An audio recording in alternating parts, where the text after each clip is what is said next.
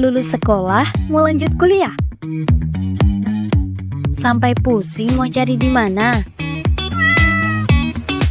Kini saatnya kamu meraih cita-cita. Nih, pilihan yang bikin kamu makin ceria. Mondok Pos Kuliah. STIA Al Anwar solusinya.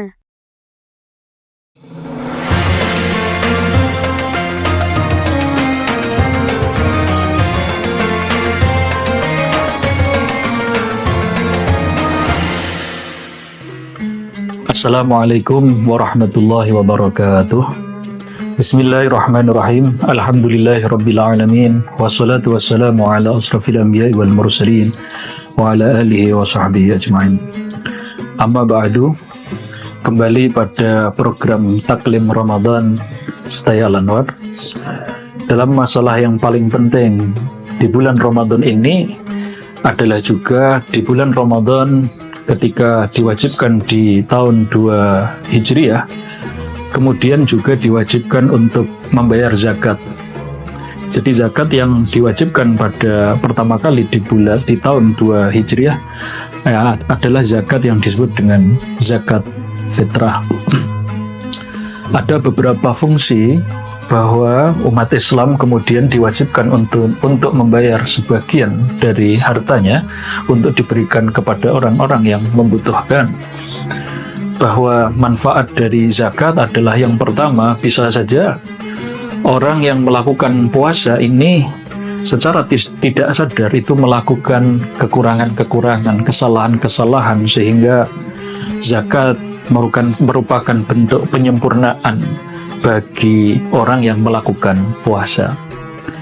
Yang kedua, yang paling penting dari manfaat zakat adalah bahwa orang yang puasa itu juga merasakan bahwa orang yang lapar itu perlu diberikan kasih sayang, sehingga kemudian jiwanya terbentuk untuk melakukan berbagi kepada orang yang membutuhkan. Dan yang ketiga, dan yang paling penting adalah ini dilakukan oleh Sayyidina Abu Bakar ketika menjadi khalifah. Hal yang pertama dilakukan adalah memerangi orang yang tidak mau membayar zakat. Kenapa? Karena berbahayanya orang yang tidak membayar zakat adalah bisa meruntuhkan negara. Bahwa negara ini membutuhkan dana. Negara ini tidak bisa tegak tanpa harta, sehingga zakat adalah bentuk sesuatu yang bisa membentuk negara secara baik, secara finansial. Untuk itu sahabat Abu Bakar memerangi orang-orang yang tidak mau membayar zakat. Zakat adalah juga bentuk kesetiakawanan, adalah bentuk solidaritas orang yang mempunyai harta untuk berbagi kepada orang yang membutuhkan.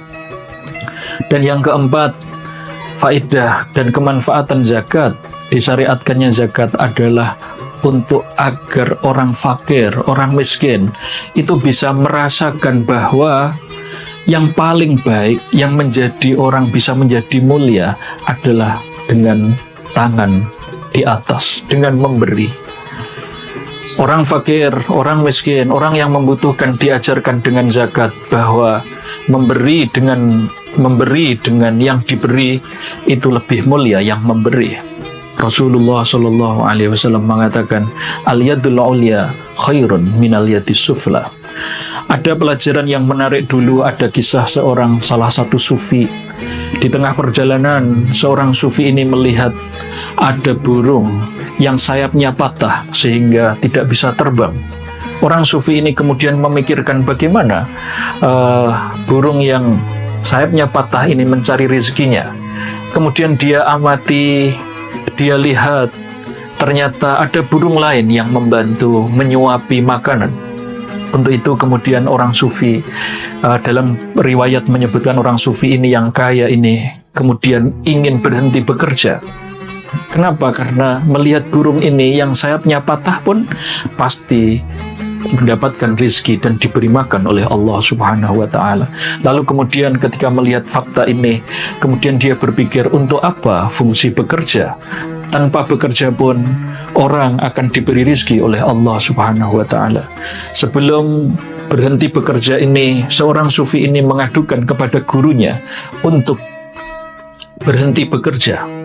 Kemudian hikmah yang diambil dari gurunya adalah kemudian mengatakan, wahai anakku, kamu ingin menjadi burung yang sayapnya patah atau menjadi burung yang sedang memberikan suapan kepada yang membutuhkan? Maka logika kita pasti kepingin menjadi orang yang memberi, tidak diberi. Untuk itu zakat juga memberikan faedah, memberikan pelajaran bagi orang yang diberi bahwa kemuliaan seseorang itu adalah kemuliaan ketika dia memberi. Saya ulangi lagi, Rasulullah mengatakan, al-yadul ulya khairun minal yadis sufla. Untuk itu kepentingan zakat ini, bahwa zakat adalah bentuk solidaritas, bentuk tadhamun wa takaful lil mujtama'il islami. Zakat adalah hal yang luar biasa betul. Kewajiban yang diwajibkan oleh Allah Subhanahu wa Ta'ala untuk membentuk tidak hanya pribadi seseorang individu yang baik, tetapi seorang individu yang baik ini harus juga baik kepada lingkungannya, kepada sesamanya. Untuk itu puasa, ketika puasa ini sudah selesai, ada namanya Idul Fitri. Idul Fitri diwajibkan zakat ini adalah seseorang ketika berbahagia. Di dalam Islam, kebahagiaan seorang mukmin itu harus memenuhi 2 syarat. Yang pertama, kebahagiaan itu tidak boleh melupakan Allah, tidak boleh melupakan Tuhannya. Untuk itu ketika Idul Fitri nanti diwajibkan untuk bertakbir. Kebahagiaan seseorang tidak boleh melupakan Allah Subhanahu wa Ta'ala. Dan yang kedua, kebahagiaan seseorang ini tercermin diwajibkannya zakat ini, bahwa orang ketika bahagia maka tidak boleh egois.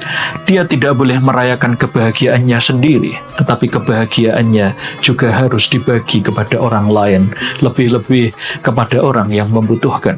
Sehingga inilah hikmah, manfaat diwajibkannya zakat oleh Allah Subhanahu wa Ta'ala, bahwa orang hidup di dunia ini tidak hidup sendiri. Kebahagiaannya tidak boleh dirayakan secara egois, secara dirinya sendiri, tetapi juga harus dibagi kepada orang lain, kepada sesama, apalagi orang yang membutuhkan.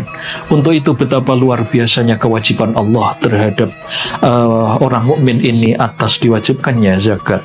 Semoga kita bisa meneladani apa yang sudah diwajibkan oleh Allah Subhanahu wa Ta'ala dan yang sudah diperintahkan oleh Rasulullah Sallallahu Alaihi Wasallam, sehingga kita menjadi pribadi mukmin yang tidak hanya baik secara diri sendiri, tetapi juga kita selalu membagi kebahagiaan kita kepada orang lain. Seperti program ini yang berusaha untuk membagi ilmu tidak hanya kepada diri kita sendiri, tetapi ilmu kita juga harus kita bagikan kepada orang lain. Terima kasih. Wallahu yuwaffiquna lima huwa ridha. Wassalamualaikum warahmatullahi wabarakatuh.